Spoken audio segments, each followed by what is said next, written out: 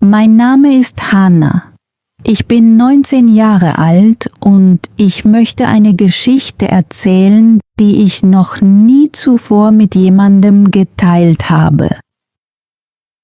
Ich bin an einem Ort aufgewachsen, an dem arrangierte Ehen ganz normal waren.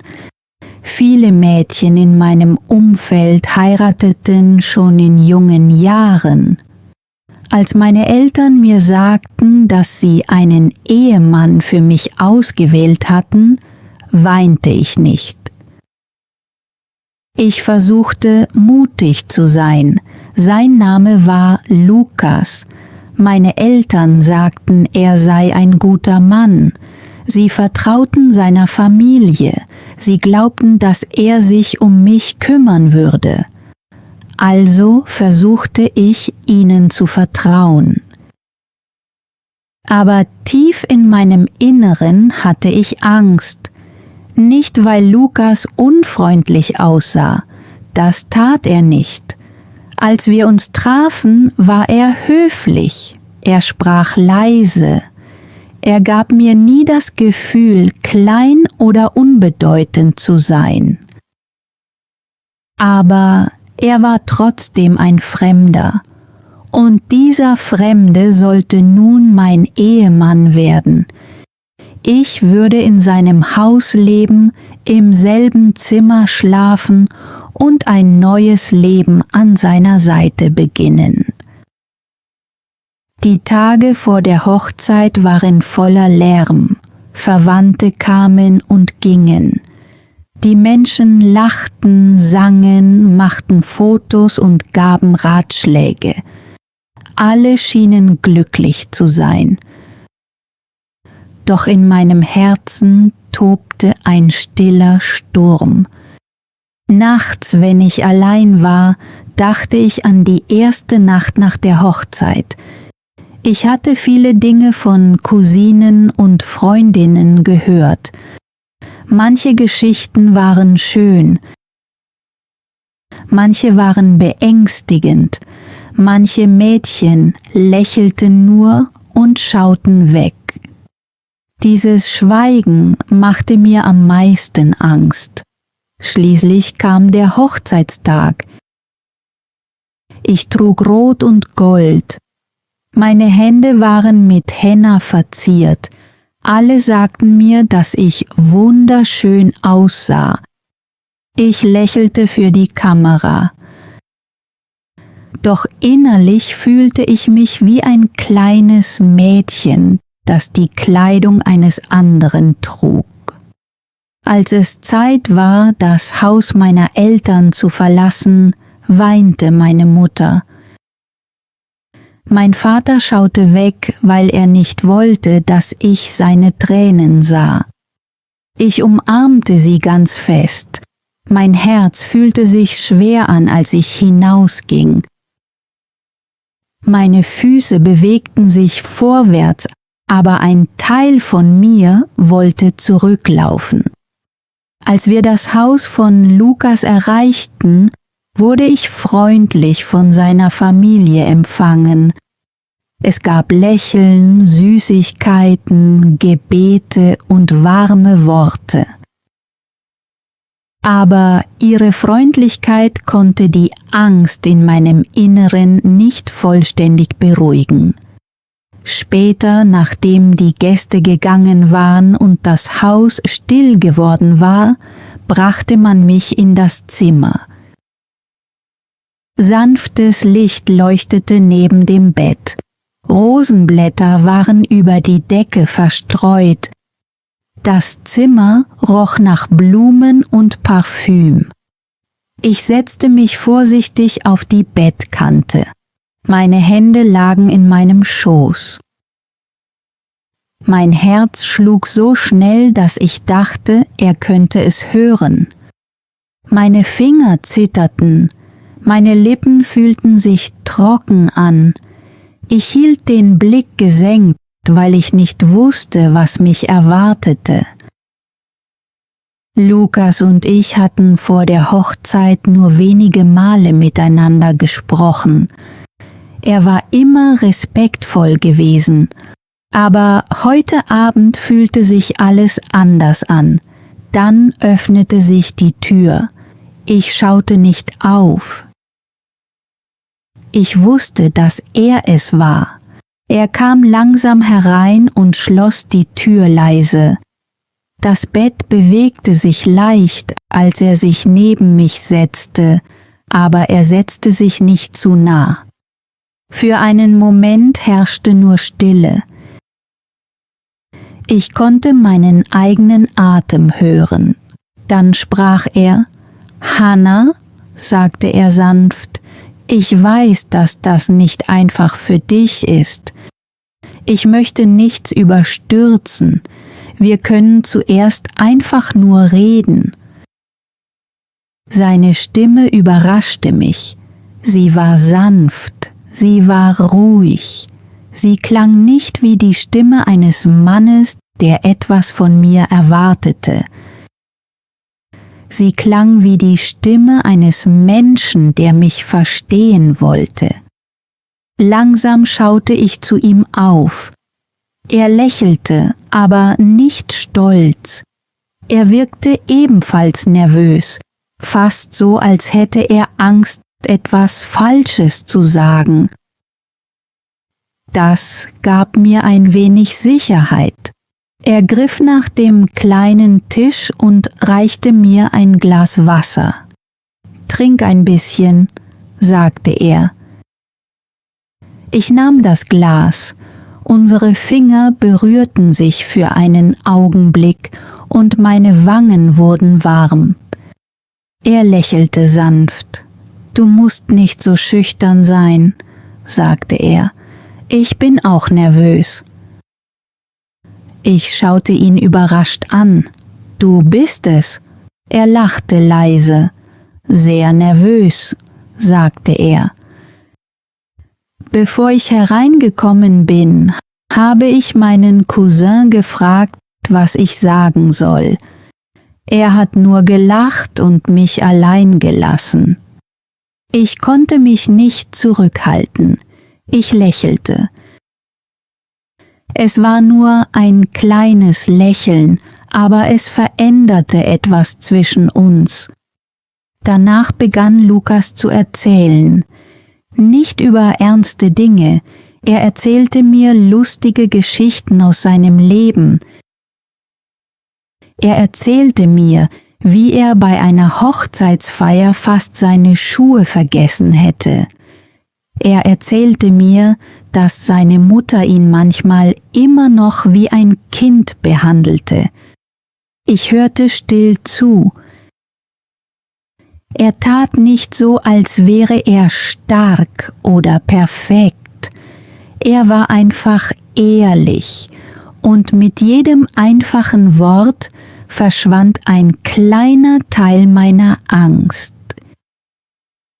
Nach einer Weile sah er mich an und fragte: »Darf ich deine Hand halten?« Er fragte zuerst. Das bedeutete mir viel. Ich sagte nichts. Ich nickte nur langsam. Er streckte seine Hand aus und nahm meine Hand ganz vorsichtig. Seine Hand war warm, aber er drückte nicht und zog nicht. Er hielt meine Hand, als wäre sie etwas Kostbares. Als wäre ich etwas Kostbares. Mein Herz begann wieder schneller zu schlagen.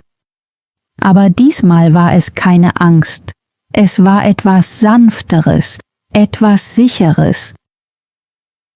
Dann beugte sich Lukas ein wenig näher zu mir, aber nicht zu nah. »Hannah«, sagte er, »ich werde heute Nacht nichts tun, solange du dich nicht bereit fühlst. Ich möchte, dass du dich bei mir sicher fühlst und keine Angst vor mir hast.« Als er das sagte, füllten sich meine Augen mit Tränen. Ich hatte mir diese Nacht immer als etwas vorgestellt, das ich einfach überstehen musste. Doch hier war er, freundlich und geduldig, und behandelte mich wie einen Menschen mit einem Herzen. Er geriet nicht in Panik, als ich weinte. Er hob nur langsam seine Hand und wischte mir sanft eine Träne von der Wange. Dann küsste er mich auf die Stirn. Es war warm, langsam und respektvoll, nicht fordernd, nicht überstürzt. Es fühlte sich an wie ein stilles Versprechen, ein Versprechen, dass diese Nacht nicht mit Angst beginnen würde. Sie würde mit Vertrauen beginnen. Dann sagte Lukas etwas, das ich mein ganzes Leben lang nie vergessen werde. Hannah, wir haben unser ganzes Leben noch vor uns. Lass diese Nacht mit Vertrauen beginnen, nicht mit Angst. Diese Worte blieben in meinem Herzen. In diesem Moment verstand ich, dass meine Geschichte nicht so sein musste wie die Geschichten, vor denen ich mich gefürchtet hatte. Vielleicht konnte mein neues Leben sanft beginnen. Vielleicht konnte es mit Freundlichkeit beginnen. Bevor ich meine Geschichte weitererzähle, möchte ich euch etwas fragen. Wo hört ihr gerade zu? Manchmal fühle ich mich stärker, wenn ich weiß, dass jemand zuhört und mich versteht. In dieser Nacht schaltete Lukas nicht alle Lichter aus. Er schaute auf die kleine Lampe neben dem Bett und sagte, vielleicht fühlt es sich besser an, wenn das Zimmer nicht ganz dunkel ist. Ich nickte. Ich wollte in dieser Nacht keine Dunkelheit. Das weiche goldene Licht ließ das Zimmer wärmer wirken, sicherer. Er legte sich neben mich, aber er ließ Abstand zwischen uns. Er blickte zur Decke und ich schaute auf die Blumen über dem Bett. Ein paar Minuten lang schwiegen wir, aber es war kein unangenehmes Schweigen. Es fühlte sich friedlich an. Dann fragte er, kannst du mir etwas über dich erzählen? Seine Stimme war sanft. Ich dachte einen Moment nach. Den ganzen Tag hatten mir die Menschen gesagt, was ich tun sollte, was ich tragen sollte, wo ich sitzen sollte, wie ich lächeln sollte, wie ich mich verhalten sollte. Aber jetzt fragte mich jemand, wer ich eigentlich war. Also sagte ich ihm, ich zeichne gern. Früher habe ich in meinen Schulheften gezeichnet, wenn der Unterricht zu lange dauerte. Er lächelte. Eines Tages würde ich deine Zeichnungen gern sehen, sagte er. Das brachte auch mich zum Lächeln. Dann erzählte ich ihm mehr. Ich erzählte ihm von meinem kleinen Bruder, der mir immer meine Snacks stahl. Ich erzählte ihm, dass ich nie gelernt hatte, Fahrrad zu fahren. Und ich erzählte ihm, dass ich mir als Kind immer vorgestellt hatte, mein Hochzeitskleid würde rosa sein und nicht rot. Er hörte aufmerksam zu, als wären selbst meine kleinen Geschichten wichtig. Dann erzählte Lukas von sich. Er erzählte mir, dass er einmal versucht hatte, Nudeln zu kochen und dabei fast die Küche abgebrannt hätte.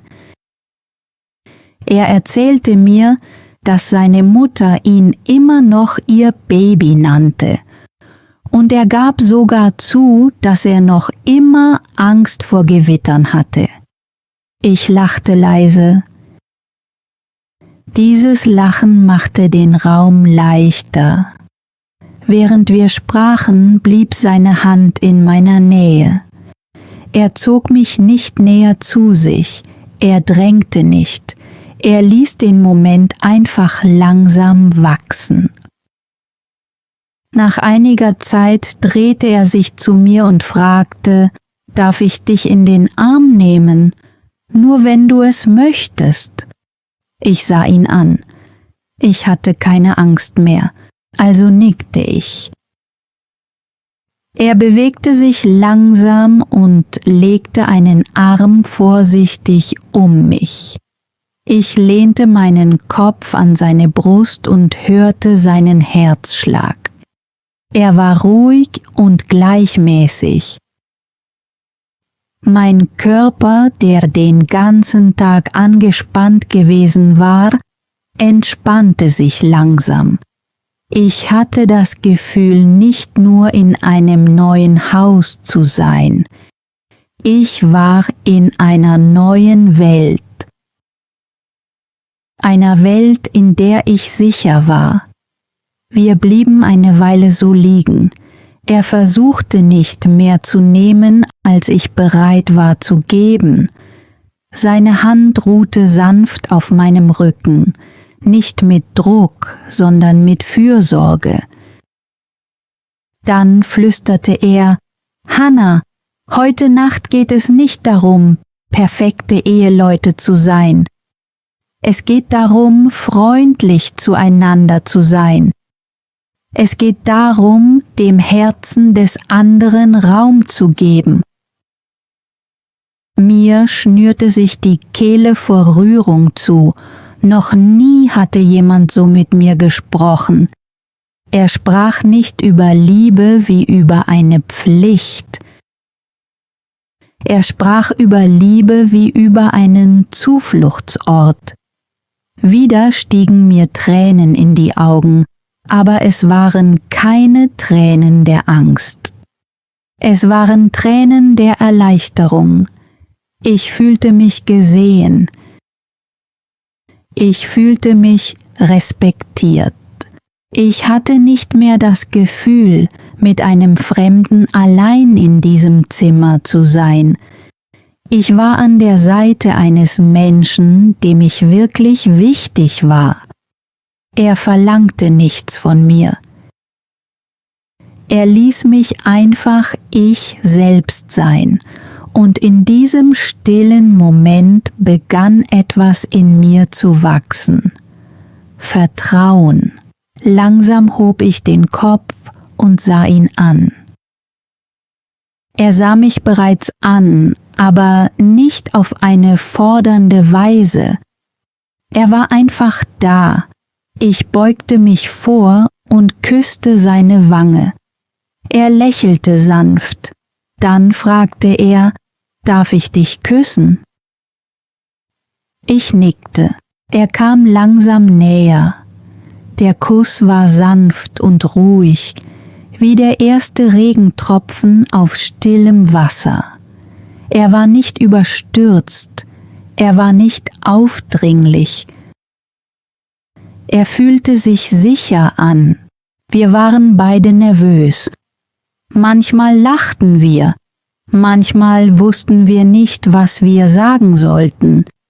Aber selbst die unbeholfenen Momente fühlten sich ehrlich an. Er fragte immer wieder, »Ist das in Ordnung?« Und jedes Mal, wenn er fragte, fühlte ich mich mehr respektiert.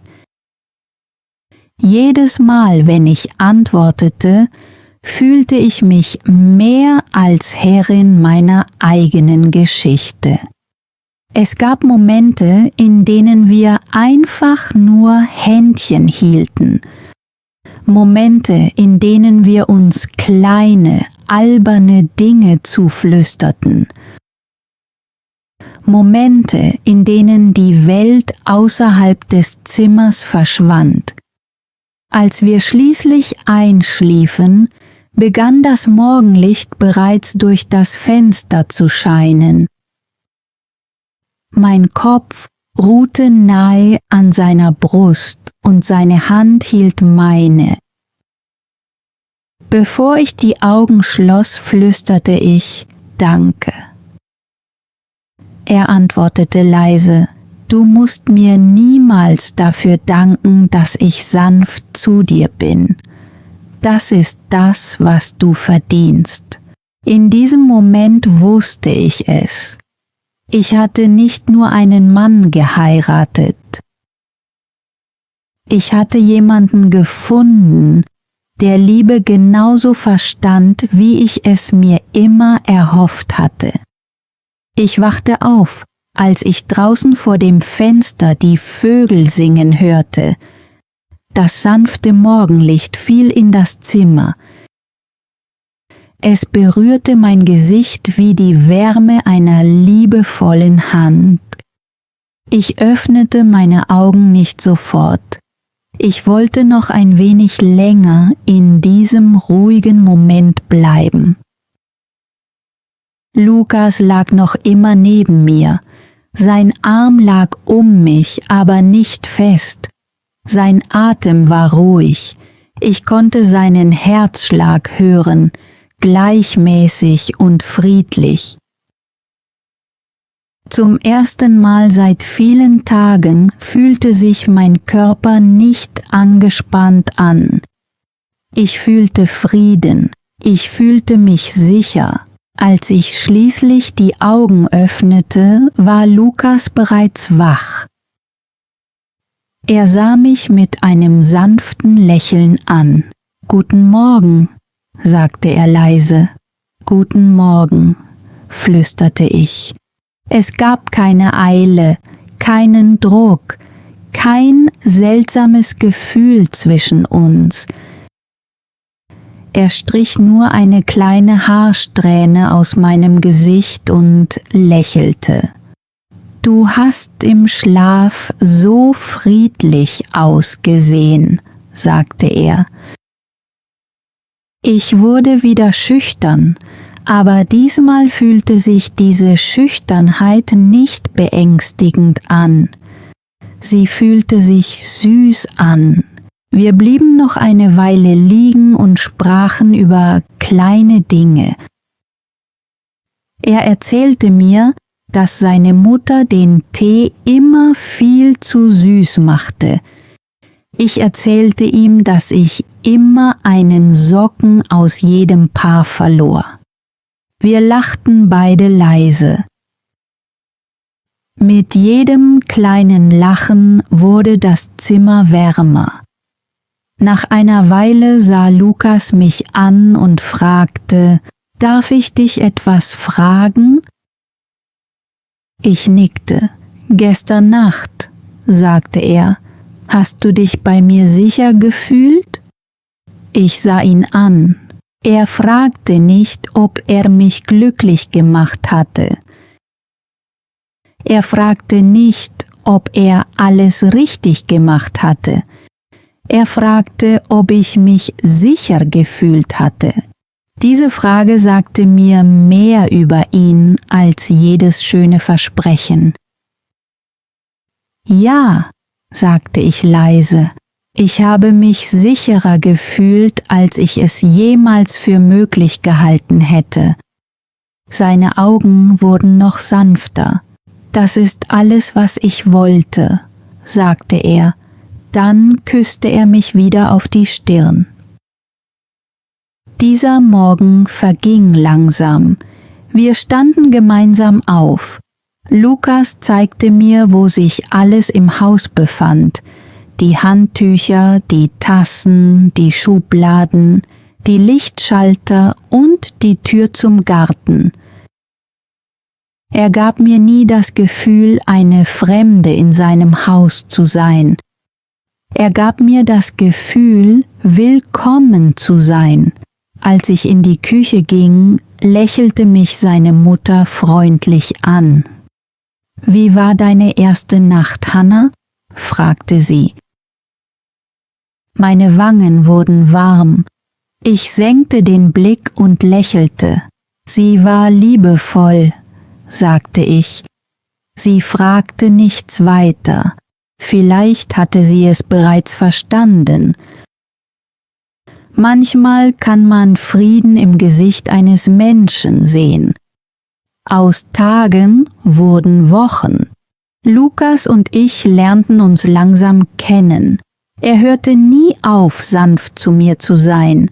Er fragte, ob ich Raum für mich brauchte. Er fragte, ob ich reden wollte. Er fragte, wie es mir ging. Und ich begann auch, ihm Fragen zu stellen. Ich wollte seine Ängste kennenlernen, seine Träume und die stillen Gedanken, die er in seinem Herzen trug. Eines Abends, etwa einen Monat nach unserer Hochzeit, fragte ich ihn etwas, das ich mich schon lange gefragt hatte. Hattest du in dieser Nacht auch Angst? Zuerst sah er überrascht aus, dann lächelte er. Ja, sagte er, ich hatte große Angst. Wirklich? Fragte ich. Er nickte. Ich hatte Angst, dass ich dir Unbehagen bereiten könnte. Ich hatte Angst, dass du dich gefangen fühlen würdest. Ich wusste nicht, was ich sagen oder wie ich mich verhalten sollte. Aber eines wusste ich ganz sicher.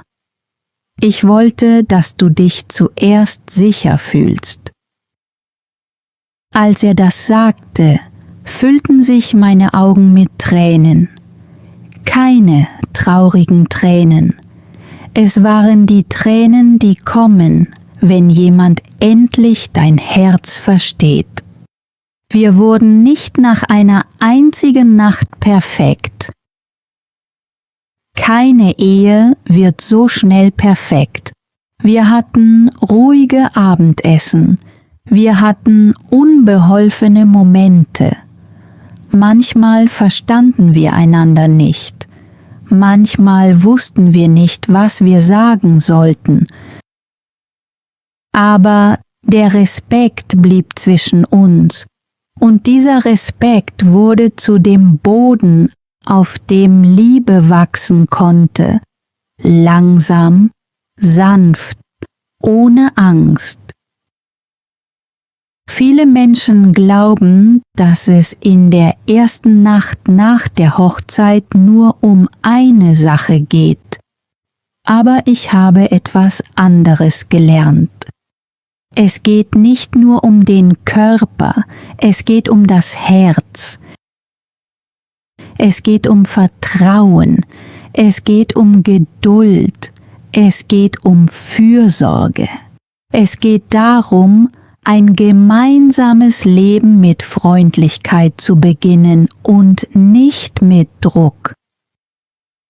Heute, wenn mich jemand nach meiner ersten Nacht fragt, schäme ich mich nicht. Ich schaue nicht weg. Ich sage, sie war sanft, sie war liebevoll. Sie hat mir geholfen, an die Liebe zu glauben. Ich weiß, dass nicht jede Frau dieselbe Geschichte hat. Ich weiß, dass viele Mädchen diesen Raum mit Angst im Herzen betreten. Manche verlassen ihn mit Schmerz, manche erhalten niemals den Respekt, den sie verdienen. Ich wünsche mir, dass jeder Mann versteht, was wahre Stärke bedeutet. Wahre Stärke liegt nicht im Ausüben von Druck. Wahre Stärke liegt in der Geduld. Wahre Stärke liegt nicht im Nehmen. Wahre Stärke liegt im Warten, Zuhören und sich kümmern. Zu jedem Mädchen, das Angst hat, möchte ich sagen, deine Gefühle sind wichtig, deine Angst ist wichtig. Dein Herz ist wichtig. Du bist kein Gegenstand, den man benutzen kann. Du bist ein Mensch, den man verstehen sollte. Und der richtige Mann wird das respektieren. Zu jedem Mann möchte ich sagen, sei der Grund, warum sie sich sicher fühlt, sei der Grund, warum sie sprechen kann. Sei der Grund, warum Liebe mit Vertrauen beginnt und nicht mit Angst. Wenn ich heute zurückblicke, erinnere ich mich nicht mehr an jedes kleine Detail dieser Nacht. Ich erinnere mich nicht an das Parfüm, die Blumen oder die Farbe des Lichts, aber ich erinnere mich an Lukas Stimme. Ich erinnere mich daran, wie vorsichtig er meine Hand gehalten hat. Ich erinnere mich an den Kuss auf meine Stirn. Ich erinnere mich an das Gefühl, dass alles gut werden würde. Diese Nacht hat nicht nur verändert, wie ich ihn gesehen habe. Sie hat auch verändert, wie ich mich selbst gesehen habe. Ich war kein Geschenk, das ausgepackt werden sollte. Ich war eine Seele, die verstanden werden wollte. Und Lukas begegnete mir mit Geduld, Freundlichkeit und Respekt. Das ist für mich Liebe. Vielen Dank, dass ihr euch die ganze Geschichte angesehen habt. Wenn ihr bis zum Ende geblieben seid, weiß ich das wirklich zu schätzen. Hannas Geschichte lehrt uns etwas Wichtiges. Wahre Liebe sollte niemals mit Angst beginnen. Wahre Liebe beginnt mit Geduld, Freundlichkeit, Respekt und Vertrauen. Jetzt habe ich eine kleine Übung für euch. Das heutige deutsche Wort lautet Vertrauen, Vertrauen. Schreibt einen einfachen deutschen Satz mit Vertrauen in die Kommentare. Zum Beispiel, Vertrauen ist wichtig in der Liebe oder ich habe Vertrauen in dich. Schreibt auch, glaubt ihr, dass Vertrauen wichtig ist, bevor Liebe wachsen kann? Ja oder nein?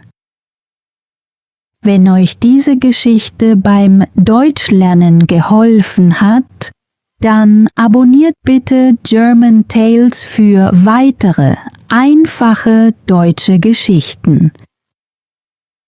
Hört weiter zu, übt weiter und wir sehen uns in der nächsten Geschichte. Tschüss.